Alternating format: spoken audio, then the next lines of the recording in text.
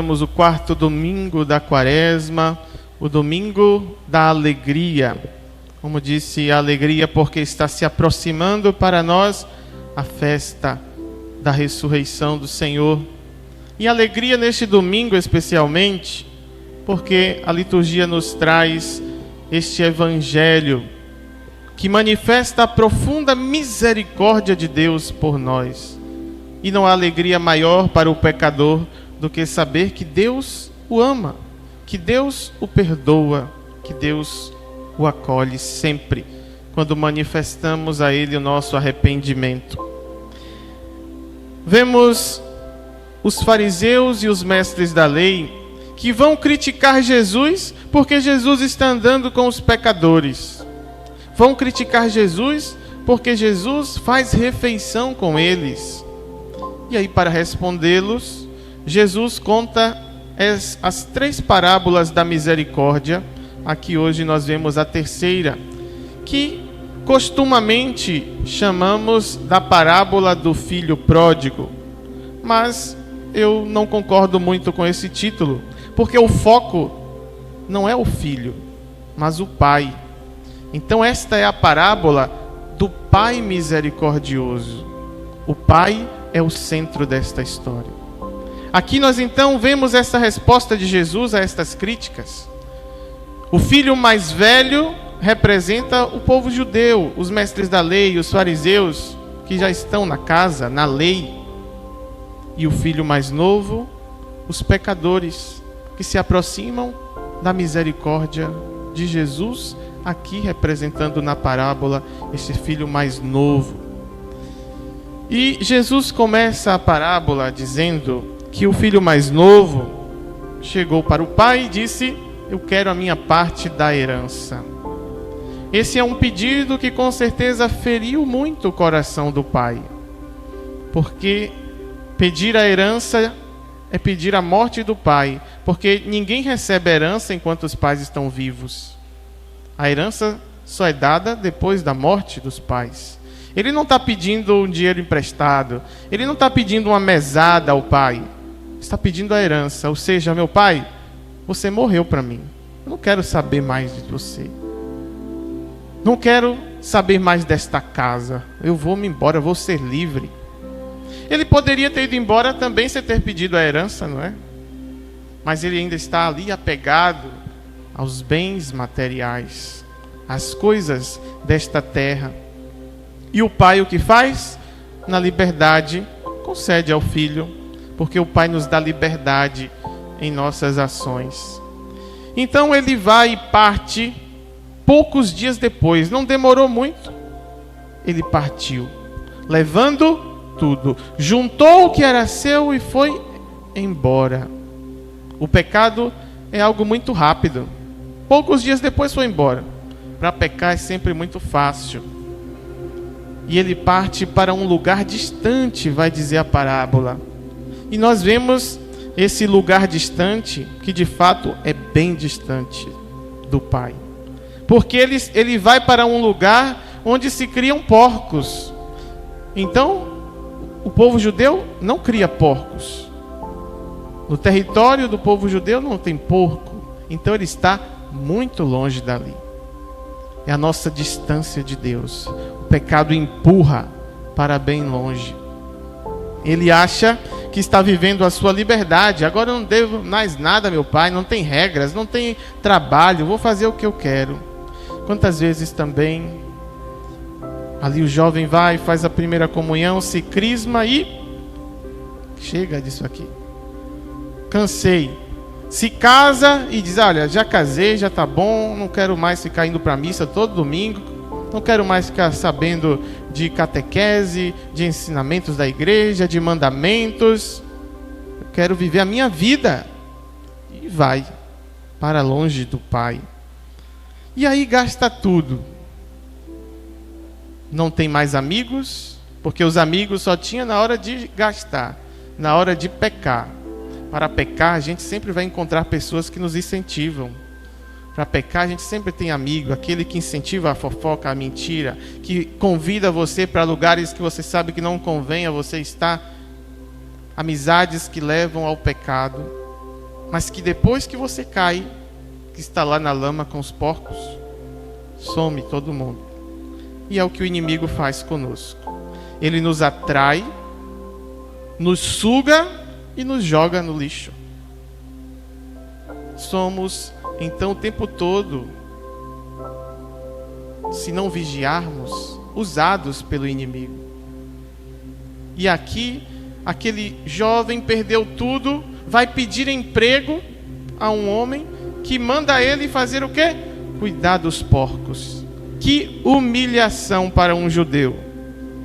O judeu não toca nem no porco, e ele agora tem que cuidar dos porcos. É uma atitude de extrema humilhação. O pecado vem para nos humilhar, nos envergonhar, mas, mais do que a nós, envergonhar a Deus. O diabo não tem poder nenhum contra Deus.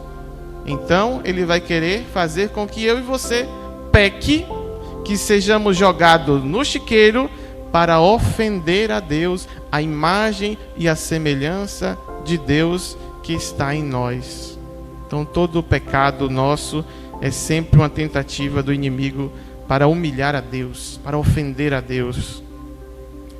Aí aquele filho então vai cair em si. Nem a comida dos porcos davam a ele. E ainda bem que o homem não deu comida dos porcos a ele, porque senão ele poderia estar lá até hoje, acostumado com a porcaria. E quantas vezes a gente vai se acostumando com o que não presta? Quantas vezes vamos se acostumando com um amor tão imerecido que a gente recebe e insistimos ali naquele lugar, naquela situação, naquela pessoa. O Senhor não nos fez para estar alimentando-nos de lavagem dos porcos. O Pai tem o banquete para nós. E por que nós vamos ficar insistindo a comer as porcarias que o mundo tem para nos oferecer? Enquanto a casa do Pai está aqui, com a mesa posta, para que a gente se alimente do verdadeiro alimento. O filho então decide voltar. E o que é que vai fazer o filho voltar? Por que ele voltou? Porque ele estava com fome? Não. Quantos estão com fome e não voltam para o Pai? Voltou porque perdeu tudo? Quantos perdem tudo e não voltam para o Pai? Voltou porque adoeceu? Não. Muitos adoecem até se revoltam ainda mais contra Deus. O que faz o filho voltar é relembrar, é reconhecer quem era o Pai. O que faz o filho voltar é lembrar do amor do Pai. Ele vai dizer: na casa de meu Pai, até os empregados comem com fartura. E eu aqui, nessa humilhação, como meu Pai é um homem bom, os empregados de meu Pai comem do bom e do melhor. Então, é reconhecer, recordar-se de quem é o Pai. E então, ele decide retornar, decide voltar. Porém, ele não vai voltar mais como filho. A ideia dele é: vou voltar como um empregado.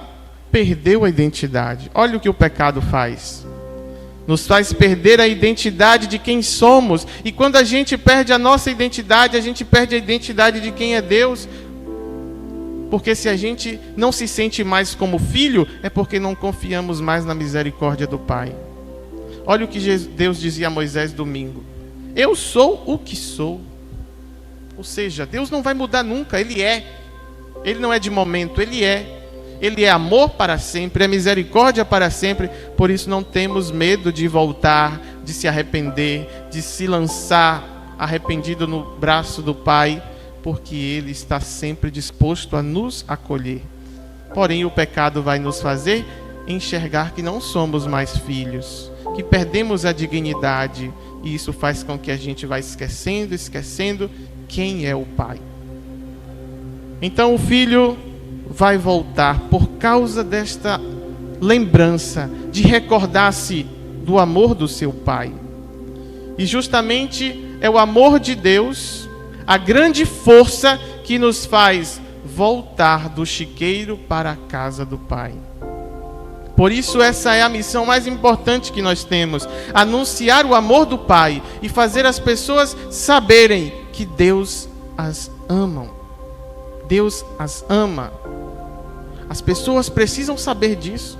Quantas pessoas jogadas, estragadas por aí, que precisam saber disso, que Deus ama, porque o pecado já desfigurou, já tirou a identidade, e eles não confiam nem nele, nem mais em Deus. Então, este é o grande anúncio que nós devemos levar: o amor do Pai. O amor do Pai que fez o Filho voltar. É o amor do Pai, esta grande força, que nos faz sair da lama e voltarmos para a dignidade de filhos e para o abraço do Pai. E agora vai entrar em cena o Pai. Ele vê o filho de longe e sai correndo. O Pai reconheceu o filho, mesmo sujo, fedendo a porco, desfigurado. O Pai corre, abraça e beija, e o filho começa a se confessar: Pai, pequei contra Deus, contra ti, não mereço ser chamado teu filho.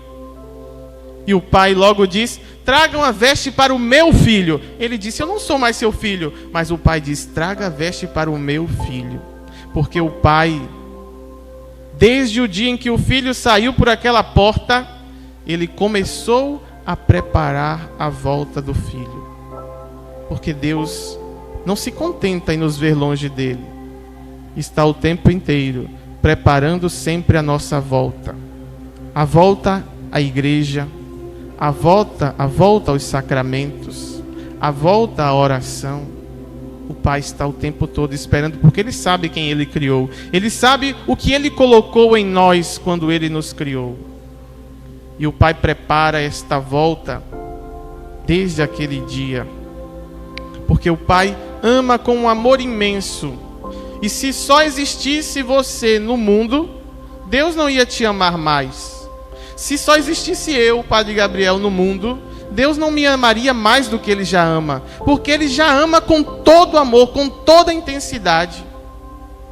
Deus já nos ama com um amor intenso, profundo, imenso, a cada um de nós. E ali o Pai prepara 4 coisas durante esse tempo para a volta do Filho. Quais as coisas que o Pai prepara? A veste, as sandálias, o anel e a festa. O filho tinha levado tudo, juntou o que era seu e foi embora. Então aquela veste, não é que ele esqueceu lá, não. O pai já tinha preparado a veste. E quando chega, reveste o filho. A veste como o sinal do batismo, do homem novo, renovado.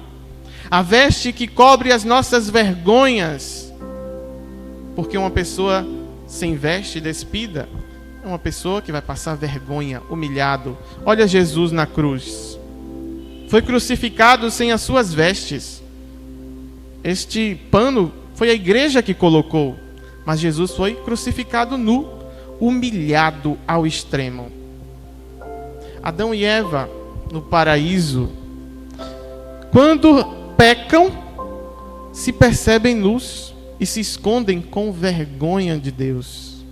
Deus vai dizer: quem disse que vocês estavam nus? Como é que vocês sabem? Então vocês comeram do fruto que eu lhe proibi. Pecaram. Mas o que é que Deus faz com Adão e Eva? Vão ser expulsos do paraíso, a consequência do pecado.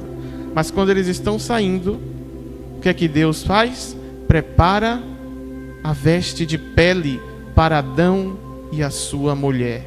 O Pai cobre Adão e Eva com a veste de pele.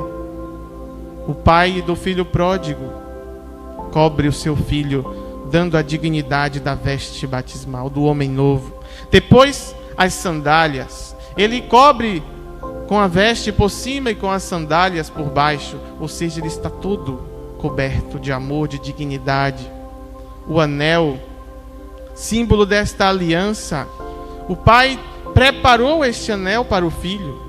Como ele sabia o número do anel, o tamanho do dedo do filho? Pensemos na pessoa que nós mais amamos. Será que a gente conseguiria mandar fazer um anel para ela sem saber a medida do dedo? Pois o Pai sabe.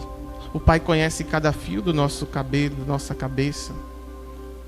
E o Pai traz o anel, símbolo da aliança, símbolo do matrimônio, que um se dá ao outro. A aliança significa: eu pertenço a esta pessoa. O Pai devolve ao filho a pertença do seu amor. Agora o filho volta a ser filho, a pertencer ao Pai, a se sentir como filho. E a festa? O Pai manda trazer o novilho cevado. O novilho cevado é um novilho especial, preparado para as grandes ocasiões. Diferente dos outros que vivem livre lá no pasto.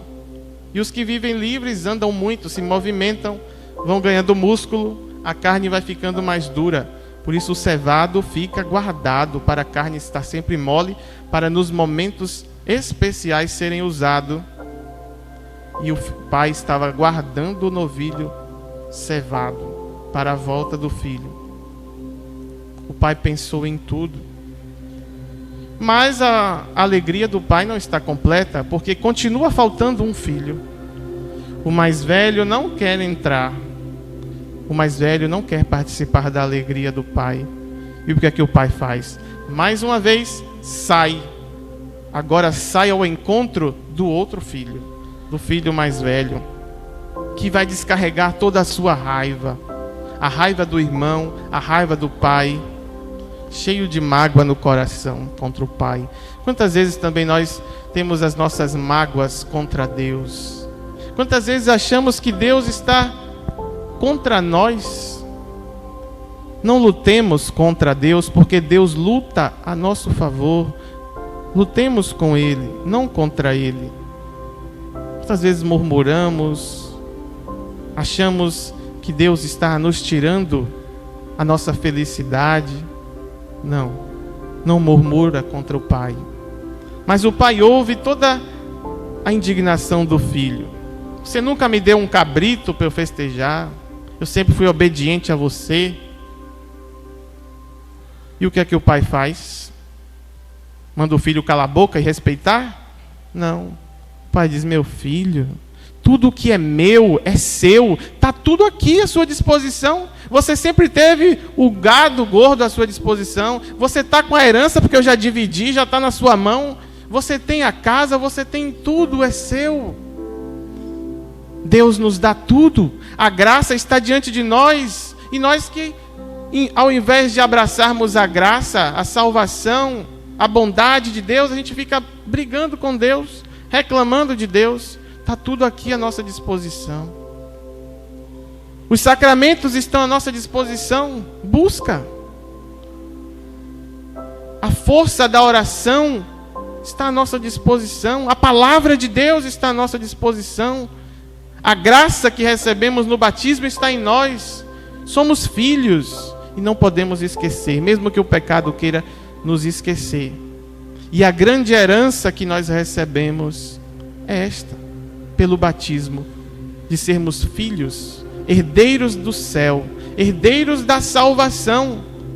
E não podemos então viver como empregados, como escravos do mal, quando temos toda a dignidade de filhos de Deus à nossa disposição. Enquanto falta um na festa, a alegria do Pai é incompleta. Por isso, enquanto você falta a esta festa, a este banquete, a alegria do Pai não está completa, porque você está ausente. E muitas vezes nós podemos estar presentes, mas com o coração distante. O filho não saiu de casa, mas o coração estava distante. Por isso, podemos nos perder e nos distanciar do Pai, saindo da igreja ou estando dentro da igreja. Fora da casa nos perdemos, mas também podemos nos perder dentro de casa. O filho mais novo levou o corpo para o pecado, mas o seu coração ficou com o pai. O filho mais velho deixou o seu corpo com o pai, mas levou o coração para o pecado, com a raiva, com a inveja do pai. A inveja porque o pai é bom. O pai que quando vê o filho chegando, o mais novo regressando, todo sujo, o pai não acusa o filho. O pai não diz: cadê o meu dinheiro que você levou? Não. O pai não acusa, porque quem nos acusa, está lá, Apocalipse 12:10. O diabo é o acusador, que nos acusa dia e noite diante de Deus. Também nós não sejamos acusadores dos pecados dos outros.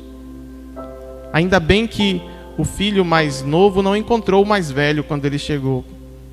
Porque imagina se é o mais velho que recebe: vai embora, o que é que você quer aqui?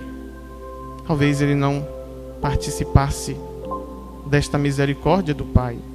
Às vezes também nós queremos estar presos ao passado dos outros, aos erros dos outros.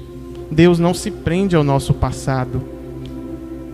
Se tem uma área da nossa vida que o diabo tem acesso, é o nosso passado. Principalmente o passado não curado, o passado não perdoado, o passado não confessado. É acesso livre ao diabo. E Jesus, quando vinha aos pecadores, ele não perguntava sobre o passado, para não dar brecha ao inimigo a usar daquilo, do passado. Domingo que vem nós vamos ver a pecadora pública. Todos querem apedrejá-la. Domingo próximo, todas querem apedrejá-la. Jesus pergunta: alguém te condenou? Não, também não te condeno. Vá em paz e não peques mais. E muitas vezes a gente se prende ao passado. Vixe, fulano que matou, que roubou, que fez isso.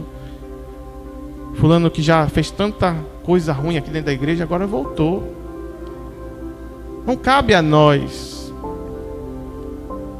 Mas precisamos aprender deste coração misericordioso do Pai, que não se prende ao passado, que não acusa, mas acolhe o pecador arrependido. Aqui está a síntese do sacramento da reconciliação, da confissão. A confissão é isso aqui que a gente vê hoje.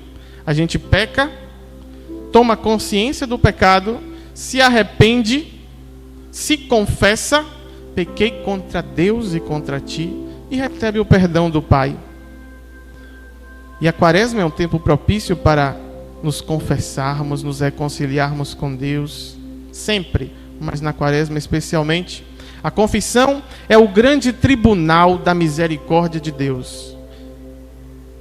O único tribunal que nós temos a certeza que entramos culpados e sairemos sempre absolvidos, livres de toda condenação, porque Deus não nos condena, não nos acusa.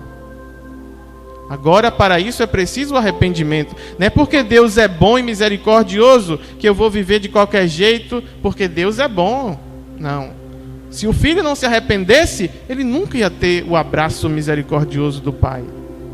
É preciso a conversão. A conversão é essa volta. O filho voltou para casa.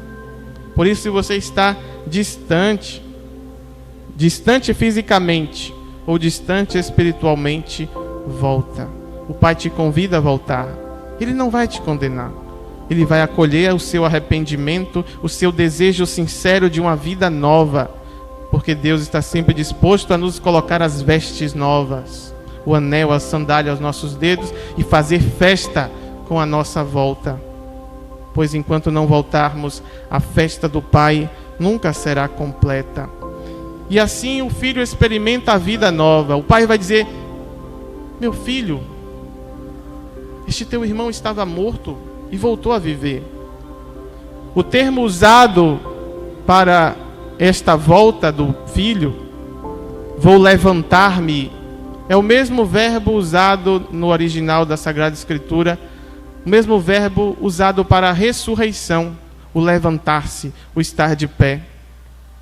E ele volta vivo. Portanto, a nossa conversão é sempre uma ressurreição, é sempre uma Páscoa, é sempre a passagem de uma vida velha à vida nova, da morte à ressurreição. E o Papa Francisco, nesta homilia de sexta-feira, nos recordava uma frase que tem lá em um confessionário do Vaticano, que diz: afastar-se de Deus é cair, voltar para Ele é ressuscitar. permanecer nele é existir. O filho caiu porque afastou-se, mas ressuscitou quando levantou-se e voltou. E permanecendo na casa, ele existe, porque só existimos quando nós permanecemos em Deus. Esta é a razão da nossa existência. E não deixemos que o pecado nos confunda. O pecado confunde quem somos, nos tira a identidade de nós mesmos, nos tira a identidade de Deus e a identidade uns com os outros. O filho não quer mais saber do irmão mais novo e nem reconhece mais como irmão. Quando ele vai falar com o pai, ele diz: este teu filho.